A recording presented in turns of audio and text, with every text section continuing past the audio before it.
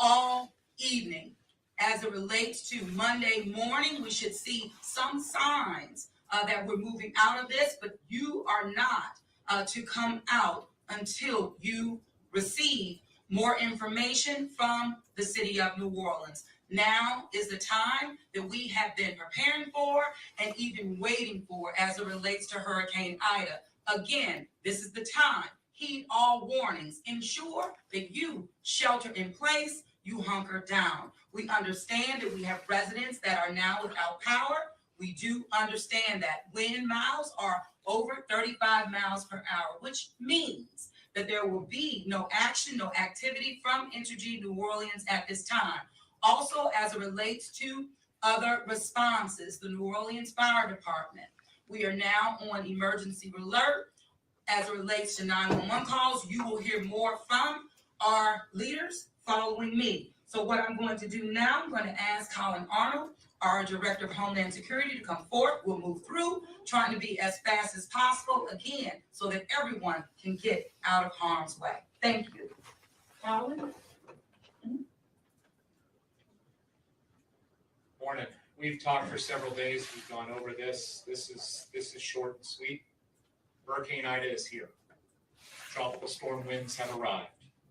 As Ida moves closer, it is near certainly that we will see sustained winds of 75 miles per hour or higher, up to 110 miles per hour in New Orleans. Let me be clear, these are life-threatening winds. They will cause down power lines, structure damage, down trees, and projectiles. You absolutely need to be indoors for the remainder of this storm. Hunker down and stay put. We'll be with you through the storm. Text NOLA ready to 77295 for text alerts so you know what's going on throughout the rest of the day. Please understand that public safety officials will likely not be able to respond during dangerous conditions. This will likely include overnight when storm impacts have passed, but debris will still be blocking the roadways. It's dangerous now. It's going to be dangerous this afternoon, even more so because of the wind. It's going to be extremely dangerous overnight because of the wind and because of darkness. They're not going to be able to come to you. You need to stay inside until tomorrow. We'll look at this at the first light of day. Our emergency operations center is activated. We've got 70 people up there. They're risking COVID. They're communicating. They're communicating with everyone outside that is working this.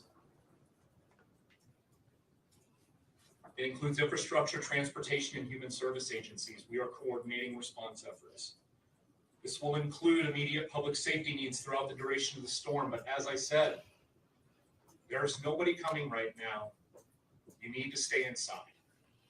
This will also include response efforts that will begin tomorrow. When we come out tomorrow, we can look at this, take an assessment, figure out where we're at. Search and rescue operations, potential post-storm evacuations, we can deal with all that, but now is not that time. Now is the time to stay inside. More information will be made possible through every meeting that we have, including the media, primarily the media, when we can do that. The most important thing is to stay inside. Thank you. Thank you, Colin. Ramsey Green, Deputy CEO. Thank you. Thank you so much, Mayor. To our residents who are both here and outside of our city, it's important to acknowledge our city again is in a very different place than it was 16 years ago today. Our levee system, or what we call the HISDR system, is strong. It's unprecedented. It is, if not the most powerful protected system in the planet, it is certainly one of the top of them in the planet, in the country. Excuse me, in the planet. This is a system that, we've done a tremendous amount of data. The folks from both levee authorities, the Army Corps of Engineers, they have great confidence, and we share that confidence. So water coming from outside of the city, penetrating the levee system is not a huge concern. It's not a concern of ours right now. What our concern mostly is, as it relates to flooding, is rainfall cells getting above our city within the levee system and inundating our city with a high rate of rain. That is water that we cannot protect ourselves from a levee. That is water that falls within our city. At the moment, and Warren will go over this, we're projected to potentially reach 15 to 20 inches of rain over the period of today and into tomorrow, at times exceeding a rainfall rate of 3 inches per hour. which greatly exceeds our existing drainage ability. What that means is we would see flooding in this city along public right-of-ways, in places where water typically congregates, low-lying areas, etc. Again, stay away, stay safe, wait for that water to go away, wait for it to get pumped out of our city. We had some great news thanks to the incredibly hardworking, dedicated men and women of the Sewage and Water Board. Turbine 4 came back on late last night. So we now, at the moment, have 72 megawatts or thereabouts of total power dedicated to the Sewage and Water Board, around 50 plus megawatts of self-generated power. Again, it's an incredibly fragile system.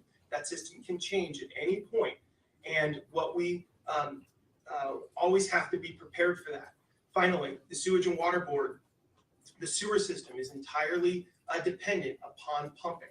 And what we're seeing, and thanks to Entergy, they've dedicated 10 generators to ensure our sewage system keeps moving throughout this. We have a tremendous number of people throughout this city who are at home, and they're going to use those systems. And until we give you any additional information, you're good to go in using your water, your sewage systems at home. Stay inside. This city knows how to deal with this. We've had 16 years since Hurricane Katrina to invest billions of dollars into our exterior protection from coastal inundation. Rainfall, rate of rainfall, that is our real flooding concern at the moment. Entergy New Orleans has dedicated over 4,000 out-of-state contractors who are pre-positioned throughout the region, and they are ready to respond to loss of power. So our big threats right now from the infrastructure side are loss of power, flooding in certain parts that you have seen before when we have an excessive rate of rain throughout this city. But we have great confidence. All of the HISTers, and we add two more things, I'm sorry. The HISTer system, all of the gates were closed at about midnight last night. The last gates were closed at midnight, and the outfall pumping stations, the PCCPs that pump water out of our city into Lake Pontchartrain are active and moving. Again, thank you so much to the folks at the flood authorities, the United States Army Corps of Engineers. We have great confidence in any water from coming from out of this city into it. It's the real concern of the water that falls within our city. Thank you, ma'am. Thank you. And we're going to keep it going. Dr. Jennifer Bagnall. Thank you, Mayor. I'll just be brief. I want to reiterate what's been said. Now is the time to stay where you are. Our healthcare system, our hospitals are hunkering down. They are caring for the patients that are within their walls. Our first responders will be unable to get to you. Please do not try to access a healthcare or a hospital facility right now. We will be there for you when the storm passes, but the safest thing you can do is to stay put. Please make sure that you have a plan for your elderly and vulnerable residents or family members, neighbors that are in your immediate space. Make sure that they are being cared for throughout the duration of the storm. Thank you. Thank you, Dr. Bagnall. And I also need to add, as I've been recently informed, that residents as well as visitors and hotels all throughout the city at this time, we are asking for water conservation. Water conservation is needed at this time and throughout the rest of the morning, throughout the afternoon, throughout the evening. More information will come as we receive it. And thank you so much. I'm going to now bring up Chief Ferguson. Thank you, Mayor. Currently, right now, New Orleans Police Department is operating at 100% all hands on deck, 12-hour shifts. At some point in time, as Colin mentioned earlier, we will have to hunker down, which means that will impact our response. So we are asking you to please, right now, hunker down yourselves. Do not put ourselves, do not put our fire department, do not put our EMS in harm's way as you're putting yourselves in harm's way. Now is the time, and over the next 24 hours, perhaps, we need to, just hunker down. I will say also, we are prepared to assist with every recovery efforts we will have to assist with after this, but also anti-looting. We will not allow any looting throughout this process, and we will be out there to enforce that. So as I'm asking and begging and pleading with you, please hunker down now, as we will have to hunker down at some point in time ourselves, when we will not be able to respond. But as soon as we are able to do so, As conditions improve, we will be able to do so. But please, right now, do your due diligence. Thank you, Mayor. Thank you, Chief. Thank you so much. Director Morris. Thank you, Mayor. At 10 a.m. this morning, OPCD advised the public of an intermittent 911 outage that we were experiencing calls coming to the center that would begin to drop. We've engaged our technology partners and our state and federal regulators to ensure that 911 service could quickly restored. I'm happy to report about 10 minutes after the reported outage, 911 service in the city of New Orleans has been fully restored at this time. So again, 911 is for life-threatening emergencies only. At this point, I've been speaking the past 2 days about that point when public safety responses will be reduced or altered. We are at that point. All the public safety agencies at this point are making decisions when or will they will no longer respond. So if you call 911, the call taker may be telling you, we will see you or get to you when it is safe. That does not mean after the storm is over. The moment that our public safety agencies get an opportunity to safely get to you, they will try their best to do so. But please only call us when you absolutely have an emergency. Please don't call 911 also because you didn't evacuate and now you want someone to come get you. I'm sorry, we're past that point. Our advice to you now is get to shelter in place and protect yourself indoors. Do not be outside. Thank you. Thank you so much. And now I have to bring up Colonel Bailey. Thank you, Madam Mayor. Good afternoon, everyone. I'm Colonel Bailey from the Louisiana National Guard. Your National Guard is trained and ready to respond, and we're here with you here in the city of New Orleans on the ground. I have 260 Army and Air National Guardsmen. Those members are staged and stationed throughout the city to respond to activities and requirements immediately after the storm as soon as it's safe. As it relates to our equipment, we have boat teams, high water rescue vehicles, security forces in accordance with or in support of NOPD. We have also, in the event they're needed after the storm, we have helicopters and aviation to follow on search and rescue as soon as they can fly, and that'll probably be on tomorrow. We're working with the mayor and her staff to facilitate an after the storm, after the event, evacuation and onward integration from MCC for those who wish to evacuate. And I'll close with this very quickly. We're here, we're with you, with your friends, your relatives, your neighbors. I myself, the rest of the Louisiana National Guard, we value every one of you. You all matter, and we're going to protect what matters. Thank you, Colonel. Thank you, Colonel Lauren. Hi, good morning, everybody.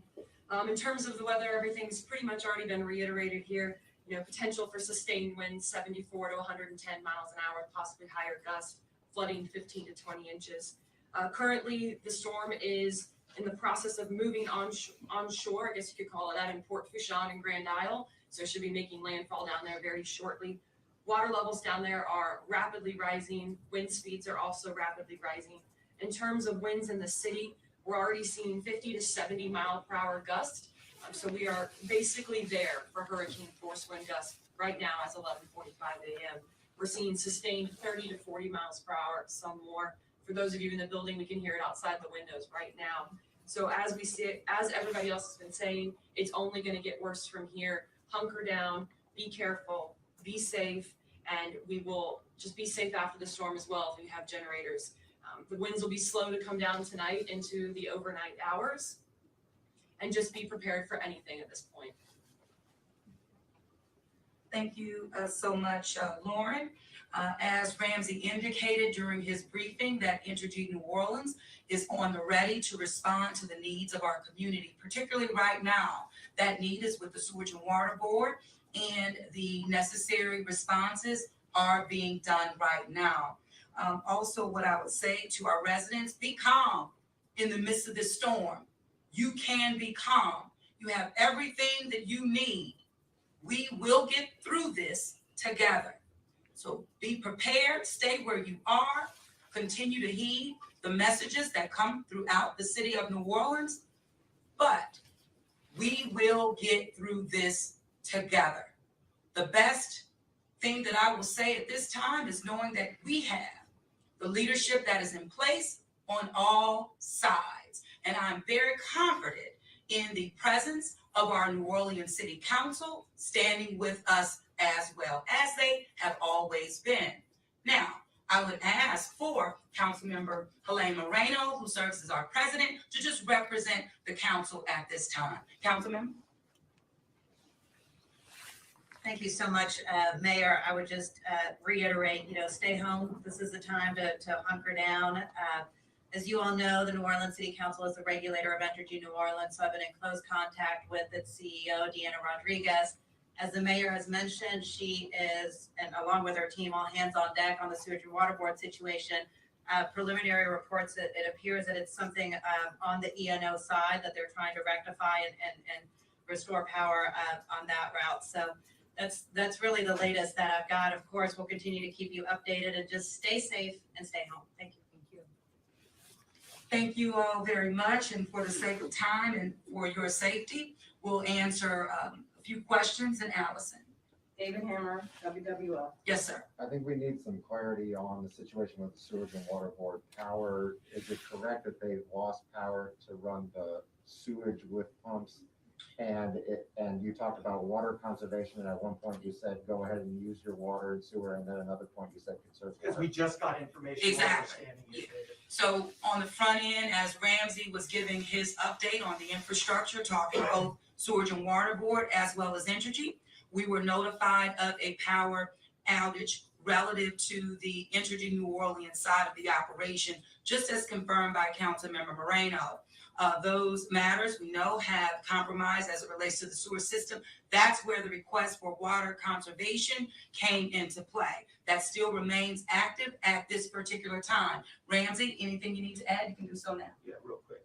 So yeah, David, we just got that, which is why those ENO generators are being deployed. Hopefully we'll get through it, but I think for our residents, an overwhelming approach to this storm. If you don't need to use water, don't use it for the moment. Okay, for the moment, if you don't need to use water, just be conservative with it. Thank you, Mayor. One more thing. Go ahead. Yeah. And David, just a little bit more information that I'm getting from Entergy. It could be potentially a substation that's out, potentially a breaker issue. The winds are really high, but Entergy is trying to get some crews out there to figure out if they can figure out the situation. But of course, they have to do that safely. So it's still kind of in the investigation point right now. So as we learn more, we will share. Okay, Right? thank Be as transparent as we need to be, because that's how we are. Next question, Peyton Trist, WGNO. A lot of people have evacuated and heeded the warnings, and then a lot of people are gonna wanna go outside after the storm. When are you telling people it's gonna be safe to come back? When it will be safe to go back outside to check on the property? Sure, when we have assessed the situation, and after doing so, we will inform the public. Until that point, stay inside. We, again, will investigate. The good news is that this storm should be nearing completion in the early morning, so by day. And so that is on our side, because immediately we will be able to go out and assess, but only after a thorough assessment by public safety officials across the board. People are supposed to stay put until otherwise notified. Next question, Tim Craig, Washington Post. Hi, thank you. And you don't need to explain the whole levy system again, but I think around the country, a lot of people may be wondering, why are you so confident in that the levy system will hold in this case? They were rebuilt as Category 5 levies, but we're almost at a Category 5 hurricane. We're just a couple miles short. So can you just briefly say why this confidence that there's no water from the outside going to be coming into the city through the newly built levees? And then also one follow-up question, could you just also clarify that your hospitals, many of which I believe are very full because of the COVID situation, do they all have generators and backup energy supplies? That's not going to become an issue if power goes out? Sure. So on the front end of that question relative to our levee protection system, billions of dollars, over $14 billion has been invested in our levee protection system. We have more technology and science in terms of its advancement that gives us the comfort and the confidence that's needed to ensure that those who are inside the levee protection system will not be compromised. Of course, as we move through this hurricane, we will learn more, right? But at this time, that's where our focus is, in the city of New Orleans, in the state of Louisiana. We appreciate the concern nationally, but right now, our focus is on our people right now. Ramsey, anything you need to add? Yeah, I appreciate the question, but, we in this city have had 16 years since Hurricane Katrina to understand the evolving changes between the human-built environment and the changing climate and the changing environment. And thanks to 16 billion plus of federal taxpayer dollars, great science, great analytics, we are really confident that the levee system as constructed now is, we're not confident, we factually know. And much like this city has run COVID, our COVID response embracing data and science, we're very confident that that levee system, which as a community, this city went through a lot of very strategic changes from the management of it, from the way people are on the board and all of those things to make it focused on data, science, and logic. And that system is incredibly strong. I've been to the Netherlands, I've seen what they have. The Netherlands use our advisors for some of the construction we've done for HISDRs. We're very confident in a way that we have never as a community been before. It's a different time, it's a different place, and we've had 16 years to really protect our city from what occurred tragically on this day 16 years ago. Thank you. Yes, ma'am.